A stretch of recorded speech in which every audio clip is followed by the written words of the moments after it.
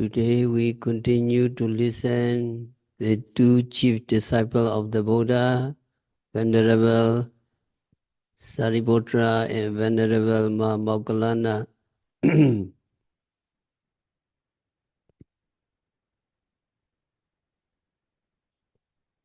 Venerable Asiji delivered the short sermon as taught by the Buddha. Ye Dhamma hi tupa bhava te sahi don tathagato aha te sinja yo nirodo evam vadi ma samano.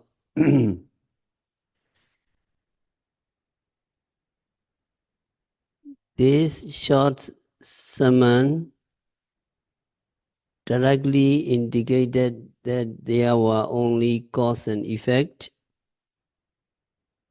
but no soul that exists forever. Ye Dhamma is the resultant phenomena.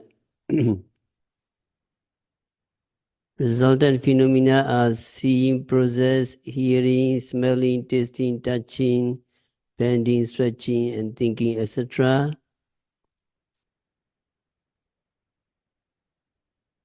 These phenomena have their origin in causes. Hetu bhava. Seeing process. What are the seeing process? What are the origin?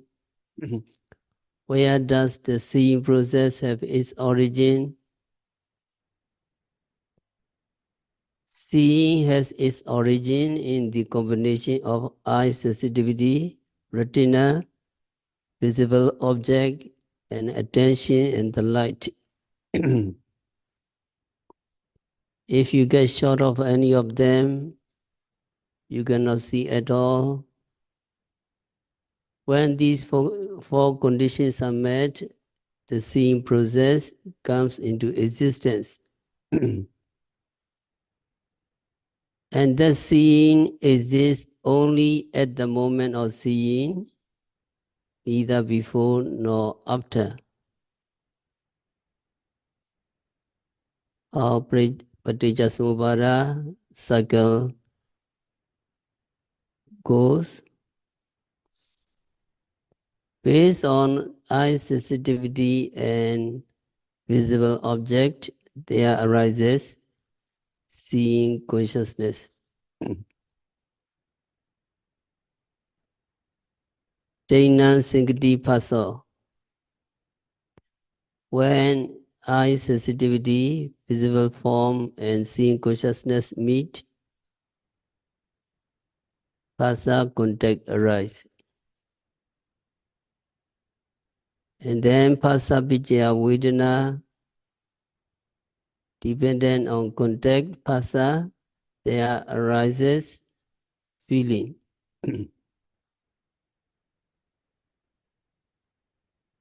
Feeling is just phenomena. Feeling is not the person. Feeling is not a man, not a woman, or not living entity. Feeling is just a phenomena. And that feeling is all about the causality of Namarupa.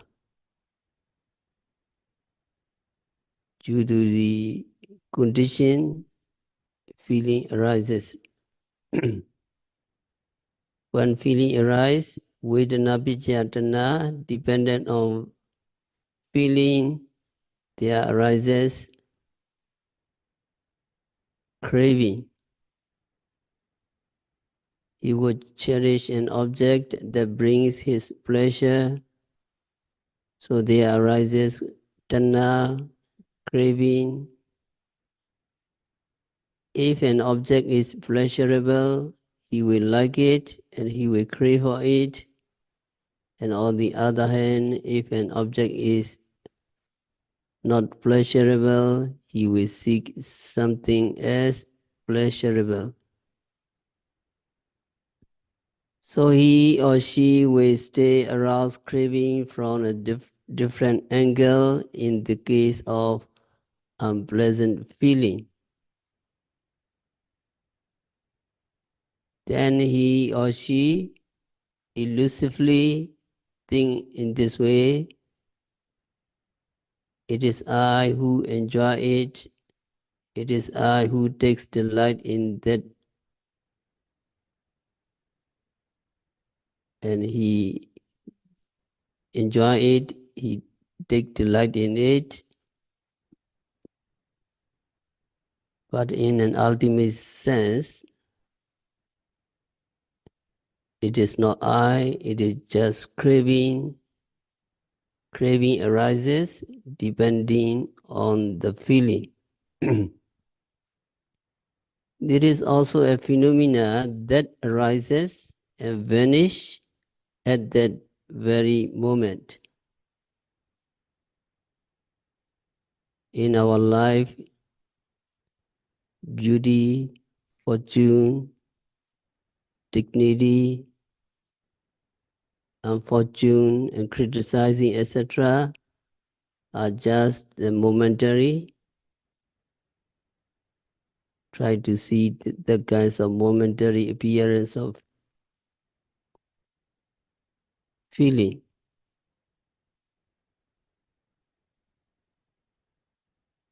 When craving arises, tanna picca upadana,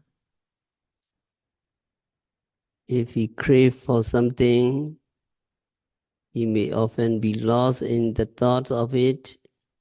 He may keep thinking whether he should do this way or that way. Thus, he become attached or he become clung to that object. That is what is called upadana, clinging. So the deeper his attachment to that, the more strenuously he have to walk in pursuit of that object.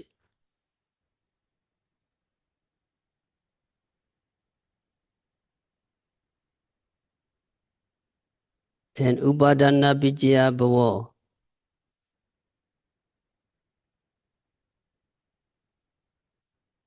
dependent on clinging, there arise bhava, volitional activities,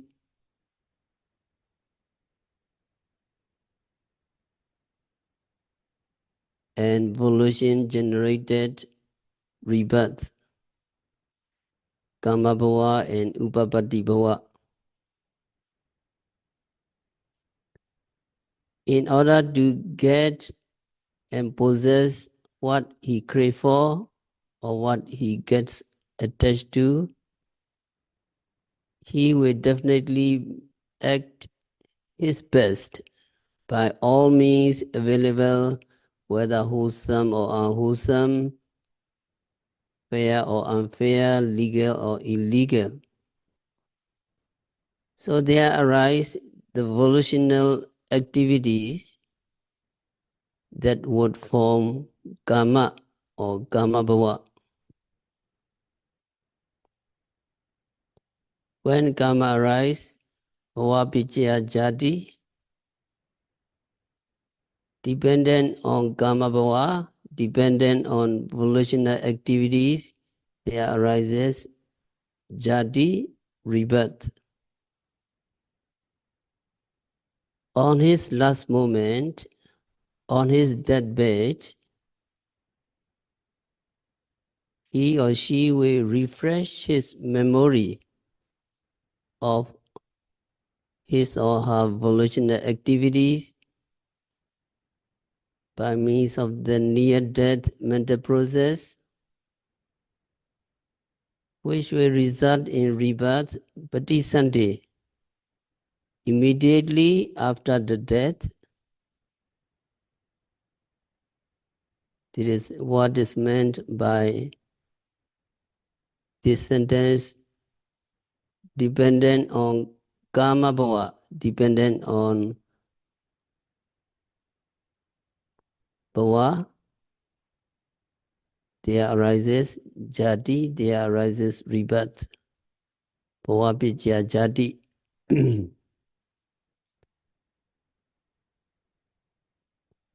Fortunately, wholesome deeds done with clinging are conducive to be reborn in blissful realms, humans or divine. Unfortunately, unwholesome deeds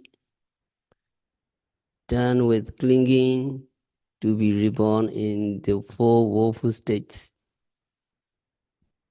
When jati arises, jati pijaya jaramaranam. Soka bridewa dukkha domana supayasa sambhavanti. Dependent on the rebirth, there arise aging, sorrow, lamentation, pain, despair, and despair, and then death.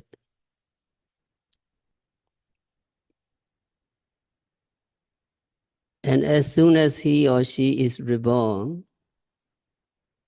he is destined to get aging every moment, every hour, every day, every month, every year. Aging will lead to death in the end.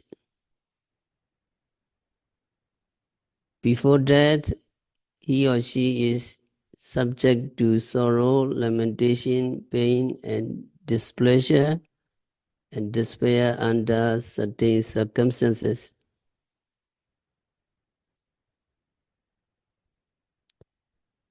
In fact, our life is not something enjoyable.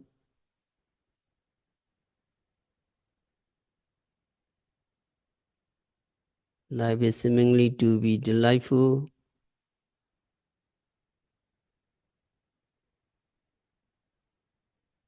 but life is not something enjoyable, although people elusively take delight and pride in this life.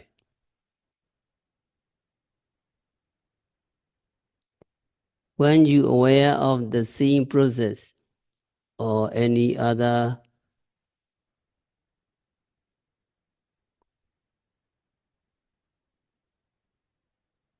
sensory reaction, is the starting point of the torturous cycle.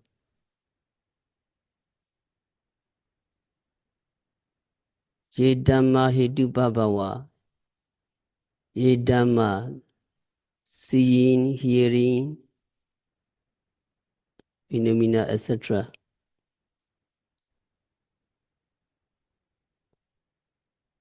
Seeing arises dependent on eye sensitivity and visible form, and the combination of the three, eye sensitivity, visible form, and seeing consciousness, means the mental contact that generates the feeling, pleasant or unpleasant, and the feeling successively leads to craving, clinging, and volitional activities. In order to gain and enjoy what he loved, he would do countless volitional activities.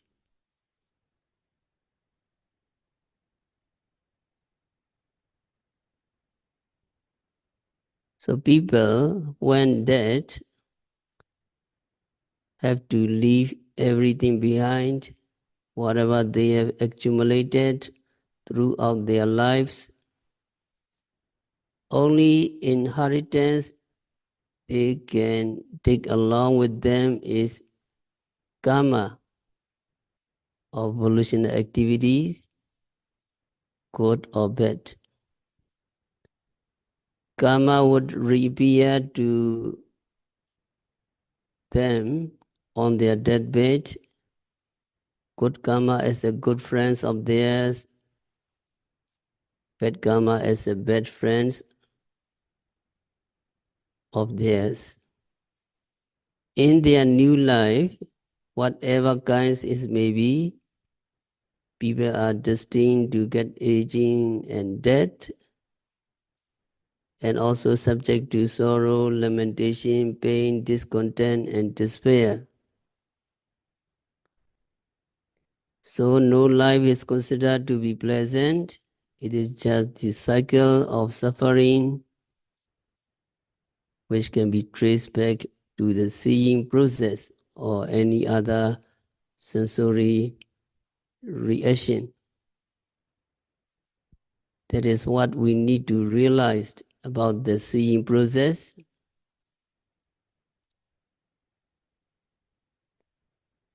And also hearing, smelling, tasting, etc. are the same.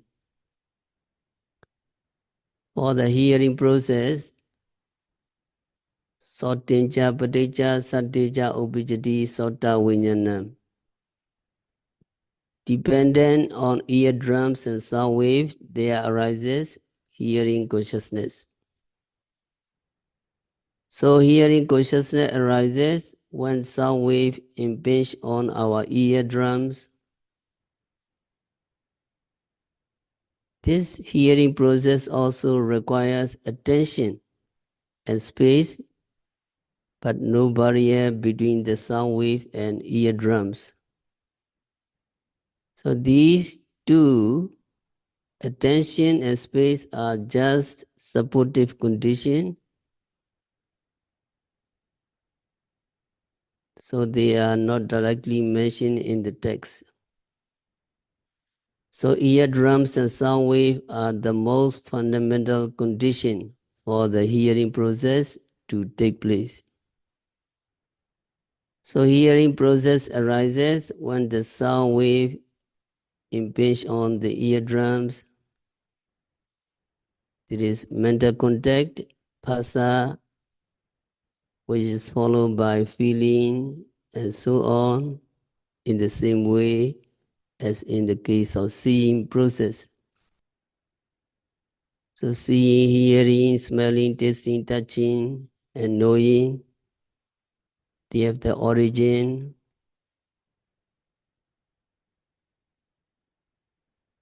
Seeing process arises due to the eye sensitivity and visible form.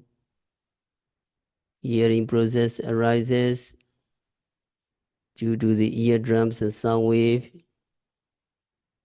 So yesterday we recite again. Look at your paper, liberation paper, page number 1, 6 and bases, and seeing, hearing, smelling, tasting, touching, and thinking arises due to this origin. So can you follow me? Due to the eye sensitivity and visible forms, there arises seeing. Due to the eardrums and the sound wave, there arises hearing. Due to the nose sensitivity and odors, there arises smelling. Due to the tongue sensitivity and flavors, tasting arises. Due to the body sensitivity and tangible objects, touching arises. Due to the mind and mind objects, thinking arises.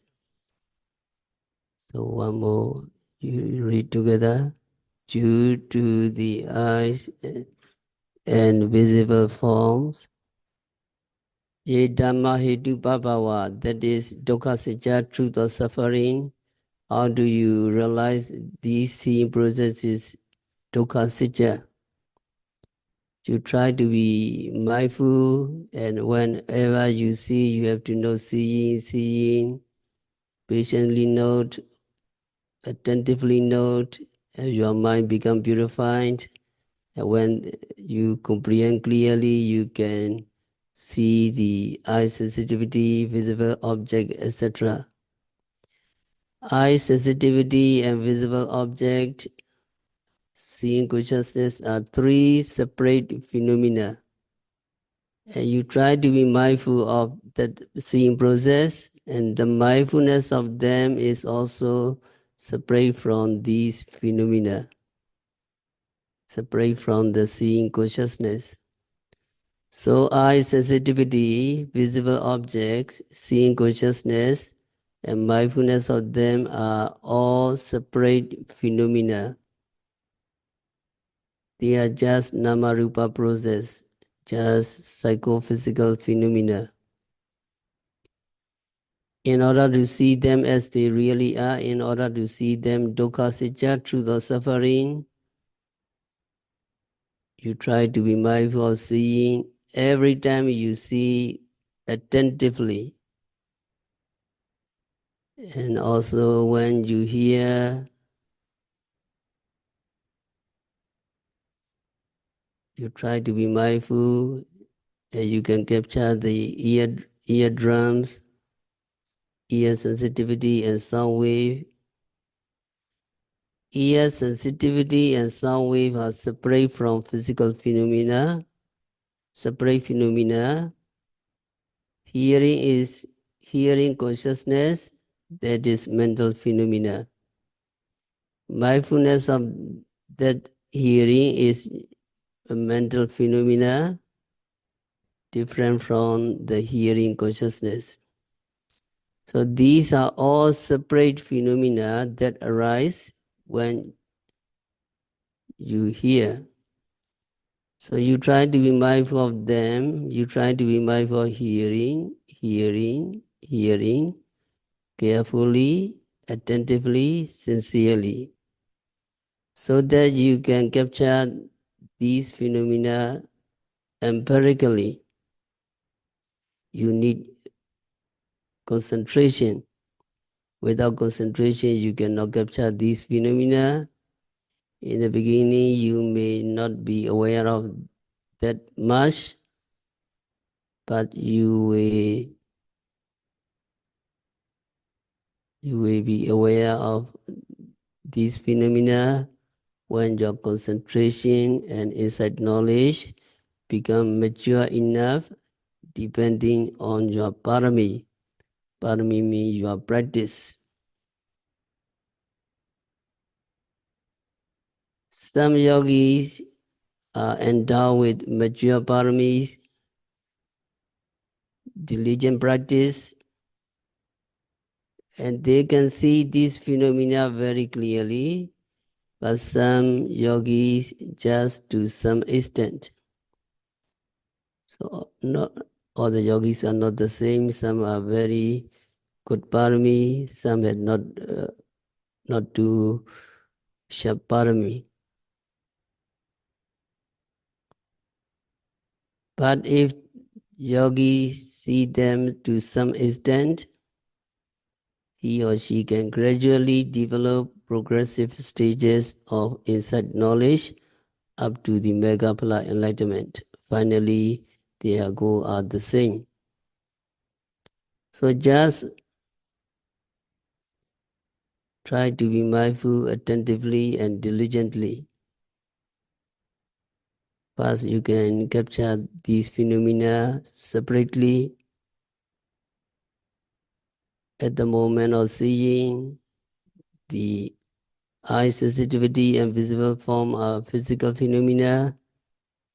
Seeing consciousness and mindfulness of them are mental phenomena. They arise and vanish immediately. They are physical and mental dukkha, suffering. They are truth or suffering. They are dukkha sacca. So can you follow me? At the moment of seeing, the eye sensitivity and form are physical phenomena. Seeing consciousness and mindfulness of them are mental phenomena. They arise and vanish immediately. They are rupa and nama dukkha.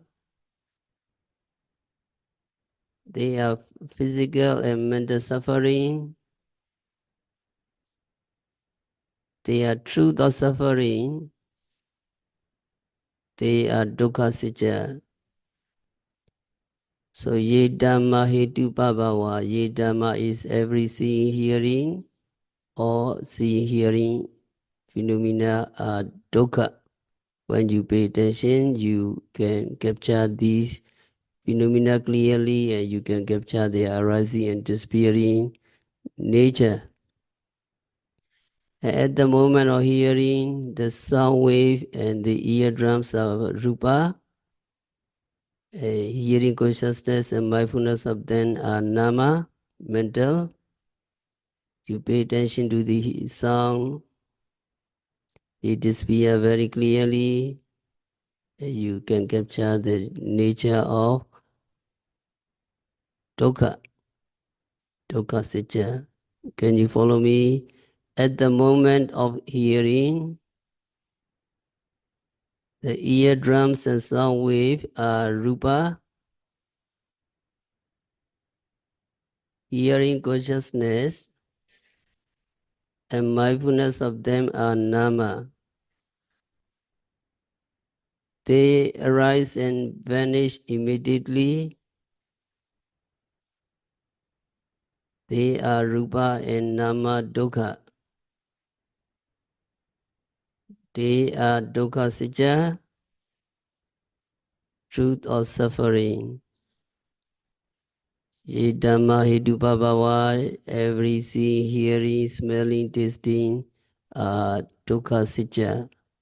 When you hear, you note hearing, you may become aware of eardrums and sound wave rupa, physical phenomena. Hearing consciousness and mindfulness of that process is nama, mental phenomena. You can separate nama and rupa. Then you may see them separately, you may see them vanish just after a while. You may also see the hearing consciousness and mindfulness of these process vanish immediately afterwards. So this is all about a nature, impermanence.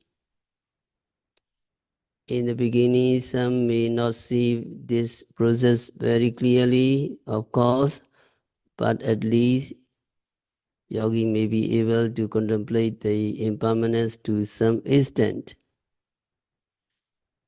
Through your continuous mindfulness and strong concentration, meditators will become aware that the sound wave, hearing consciousness, and mindfulness of them arise and vanish immediately afterwards. So in the same way, when smelling, the nose sensitivity and smell are physical phenomena. The smelling consciousness and mindfulness of these processes are nama. So can you follow me? When smelling, nose sensitivity and smell are rupa, smelling consciousness and mindfulness of them are nama. So as you note smelling, and you can capture the rupa and nama separately. When eating, tongue sensitivity and flavor like sweet, sour, tasty or tasteless represent rupa. Tasting consciousness and mindfulness of them are nama. So these are separate phenomena that arise and vanish moment by moment, so long as you are eating.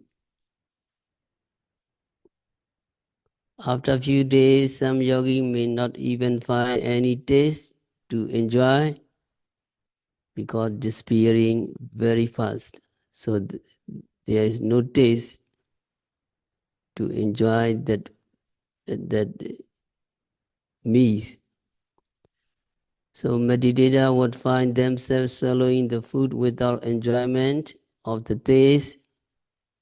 Actually, this is real phenomena he or she can capture. So they would find nothing but nama rupa, psychophysical phenomena arising and disappearing. So very good practice. So can you follow me? At the moment of eating, the tongue sensitivity and taste are rupa, tasting consciousness and mindfulness of them are nama. They are rupa and nama dukkha. They are dukkha sicca, truth or suffering. So the teaching ye dhamma hidupa bhava, that means every seeing, hearing, etc. are dukkha sicca, truth or suffering.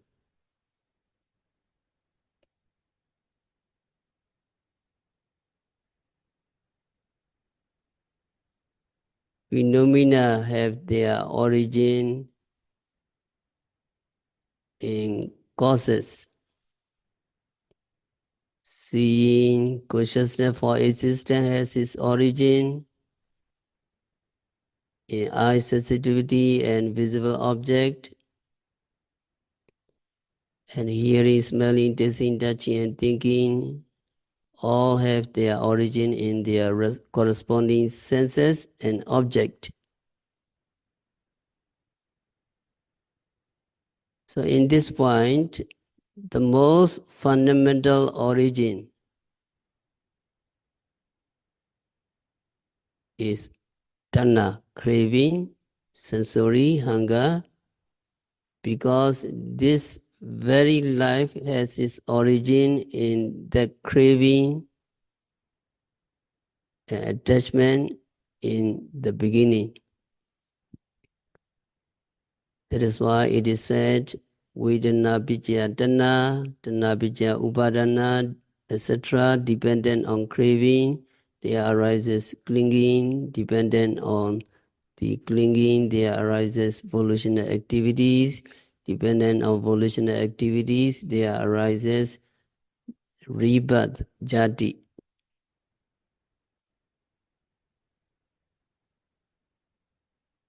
If we consider the entire life as a whole, tanha, craving in this current life, can be traced back to the craving we have accumulated in our previous lives by having enjoyed sight, sound, and so on, exactly the same way as we do now in this current life. In this current life, we have tanha. How do you know? In previous life, we have tanha. Past causes are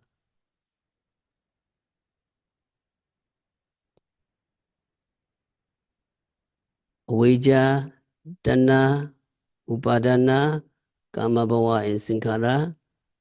Avijja, ignorance, tanha, craving, upadana, clinging, kama, volitional activities, kama, and sankhara, volitional activities. These are past causes, and also present causes are the same.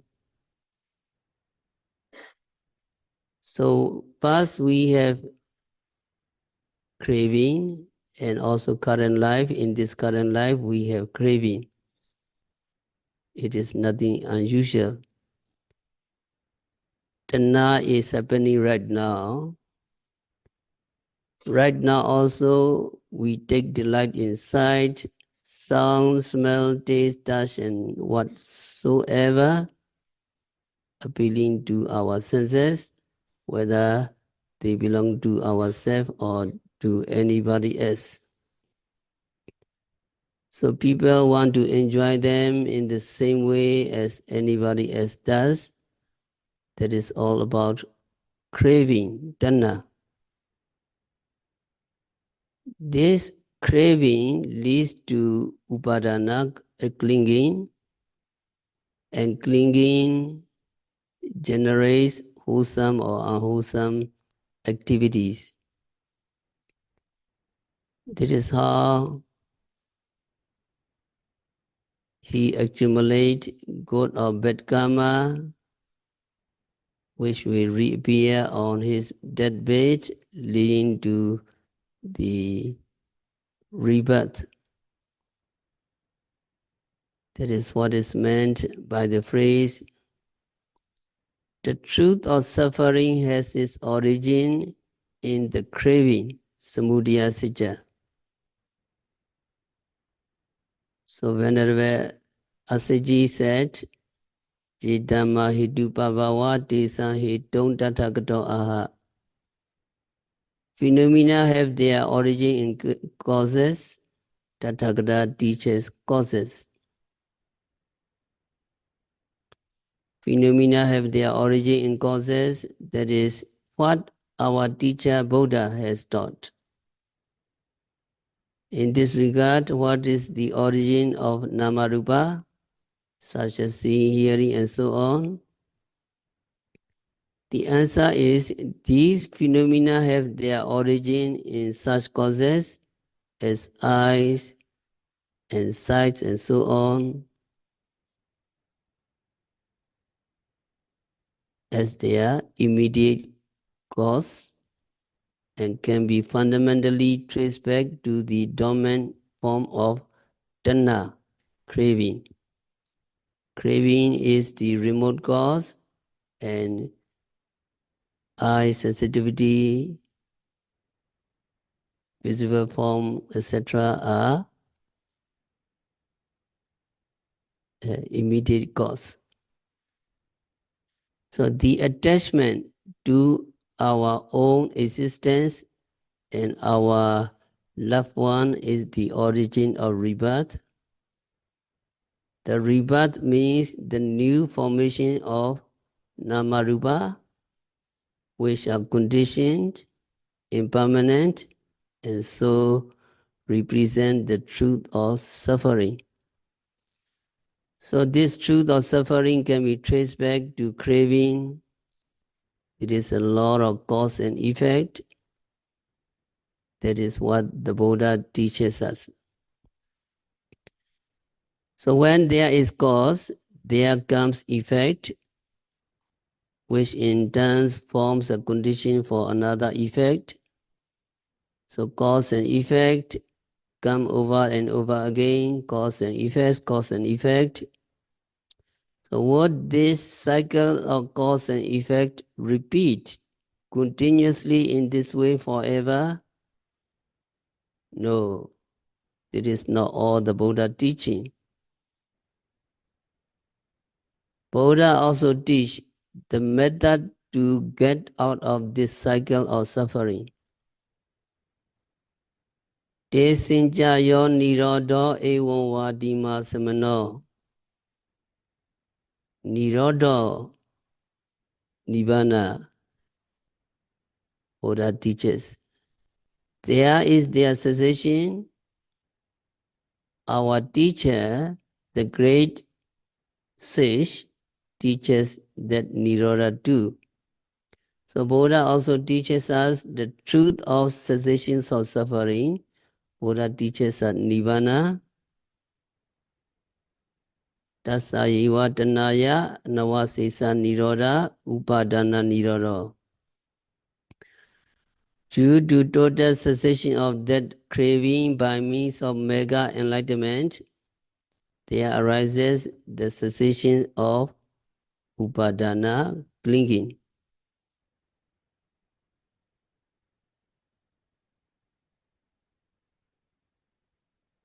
So when craving ceases, then clinging ceases. The seeing consciousness arises due to the interactions of eyes, sensitivity, and visible object. Such sensory interaction represent the mental contact from which there arises feeling, pleasant or unpleasant, which in turn gives rise to tanha. In order to prevent the craving from arising, what we have to do, we have to put great effort in the development of noble path by being mindful of Namarupa process, by mindful of every phenomena such as seeing, hearing, etc. So the progressive stages of Vipassana insight knowledge we reach noble path, which directly leads to the cessations of craving. Every time we see, we will inevitably arouse Vedana feeling, pleasant or unpleasant, no matter whether we are mindful or not, feeling will arise. But the feeling will lead to craving if we fail to be mindful of that phenomena. If pleasant object, we may crave for it. If unpleasant object, we may arouse desire for something as pleasant. So to prevent such craving from arising, meditator have to be mindful of seeing every time you see. So at the moment of seeing,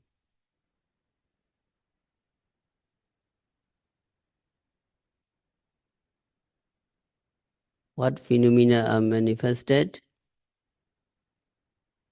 At the moment of seeing, 5 kinds of ultimate phenomena become manifested. You note seeing, what phenomena you capture, eye sensitivity, visible form, seeing consciousness, contact, and feeling. These phenomena are manifested. And these phenomena arise together at the same time, but not separately and successively. As soon as you see there arises feeling, you cannot prevent it from arising. So even an Arahant or Buddha cannot prevent from arising these ultimate phenomena.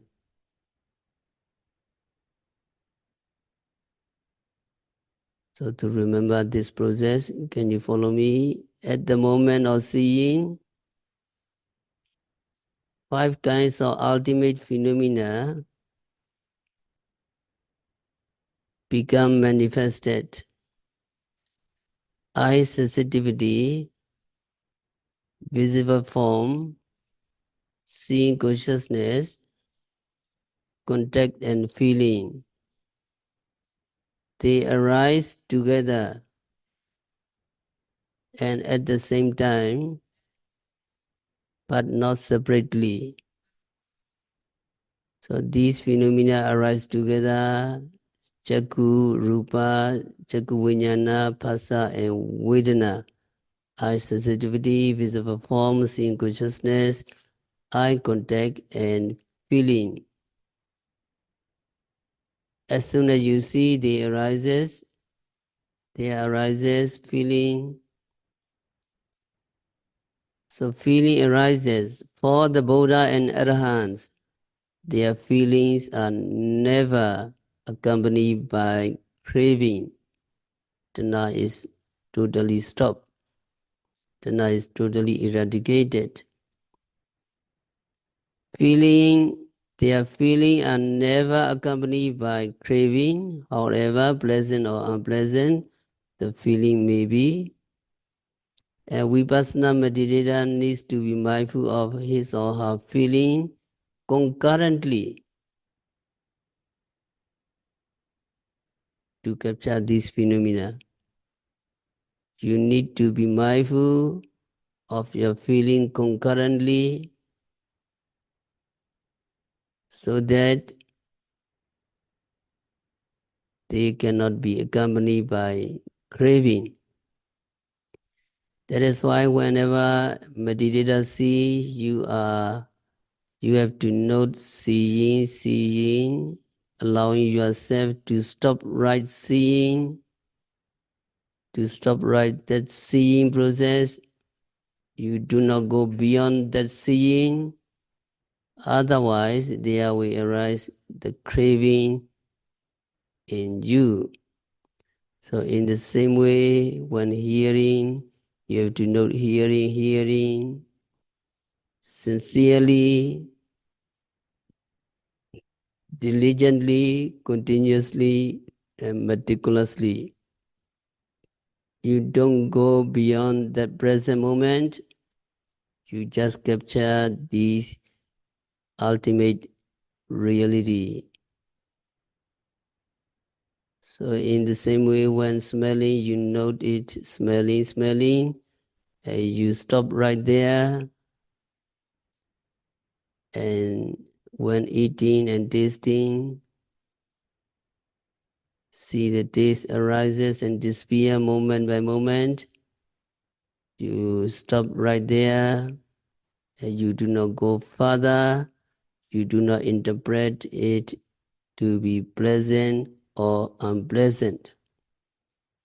Of course, when your concentration getting strengthened, you can stop just that process of seeing, hearing, etc. You do not go beyond that.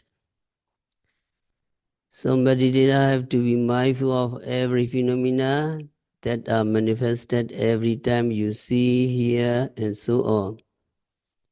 Only then can you discern ultimate phenomena beyond conceptual form.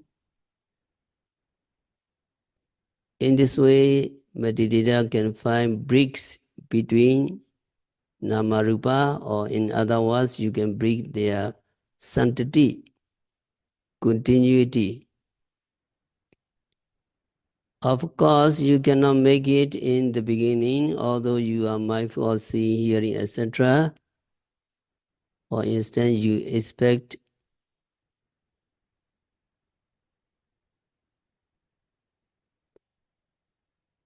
a dirty cloth to be clean just by washing, beating, heating 1 or 2 times, but you have to beat it for many times and repeatedly. You understand what you are practicing. Bhavana is repeated to again and again, develop, cultivate again and again. That is bhavana. It is for your benefits. So in the beginning, meditator cannot see phenomena segment by segment, part by part, bit by bit. But by developing mindfulness progressively, you will start to see them arising and vanishing segment by segment. At the stage of insight, knowledge, samasana jnana, knowledge of comprehension, and even more clearly at the Uddiyabhaya jnana, knowledge of rise and fall, vanishing moment by moment. At the stage of Bhinga jnana, knowledge of dissolution. So at this Bhinga stage, knowledge of dissolution, you won't see any phenomena solid or lasting, but vanishing constantly. So the mental state of seeing arises and disappears, segment by segment, part by part. However, many people are rarely aware of such moment by moment vanishing. Of course, only Vipassana meditators who have developed higher stage of insight knowledge can see that way. But the hearing process may be relatively easier to be seen vanishing moment by moment by many yogis. You can see aware that you are hearing and the sound waves segment by segment, and also smelling, tasting, touching, etc.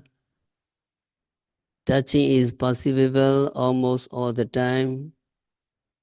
So when sitting, standing, walking, stretching, bending, etc., you have to be aware to capture the touching process. And you can note it to see it vanishing moment by moment.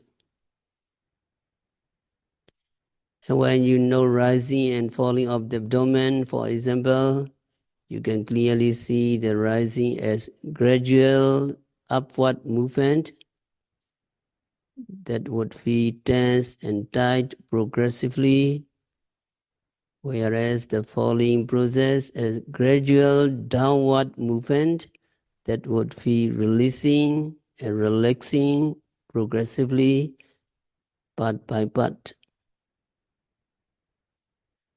When you know sitting, also you can see the hardness and stiffness changing and vanishing segment by segment. And when you bend your limb, you note it bending, and you would be aware of progressive stages of tension and movement vanishing part by part in your limb.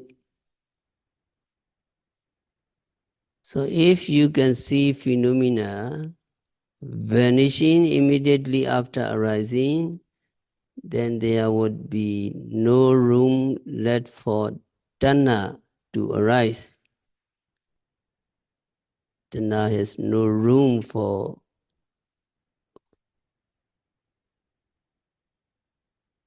there would be no room left for craving tanha to arise, although there is vedana feeling.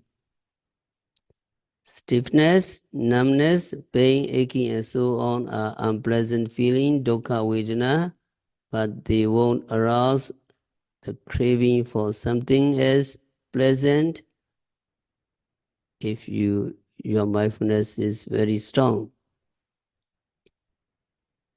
So meditator will just see the stiffness arising and vanishing, heat arising and vanishing.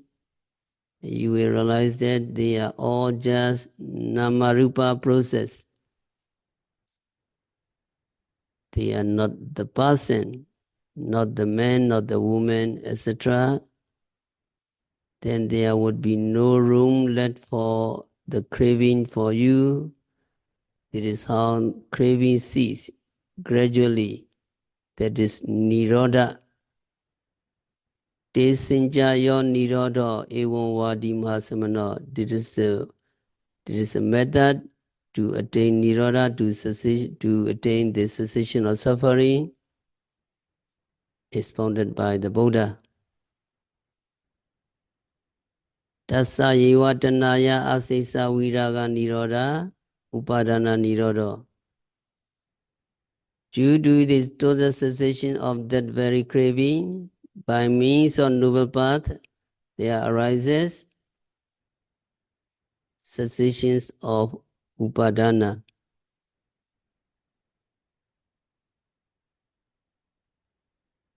So Nirodha Buddha mentioned to escape from the craving. Nirodha, the cessation of suffering, the cessation of craving. Now you are practicing in the 2-month retreat. So we continue tomorrow. We have to We have to stop our discourse for today by practicing vipassana meditation by observing every phenomena occurring at the six senses. May you eradicate craving. May you realize the cessations of craving. May you attain Nirodha. May you be liberated from all suffering. May you realize the real peace in the very near future.